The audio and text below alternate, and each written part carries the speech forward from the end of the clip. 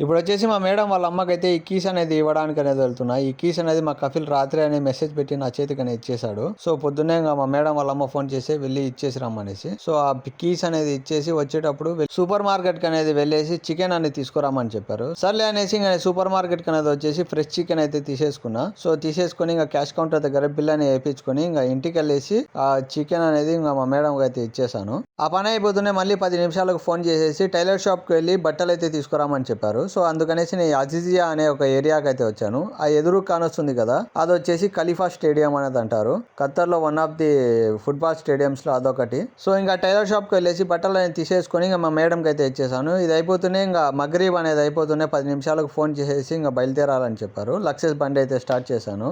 ఇంకా మా మేడం పిల్లలు అందరు కలిసేసుకొని హయాత్ ప్లాజా అనే ఒక మాల్ కి అయితే వచ్చారు. ఇంకా మళ్ళీ 9-10 ఆ టైంలో ఫోన్ చేసి ఇంకా పిలిచారు. ఇంకా పికప్ చేసుకొని ఇంటికి అయితే వచ్చేసాను. మరి వీడియో నచ్చితే లైక్ చేసి ఛానల్ అయితే సబ్స్క్రైబ్ చేయండి.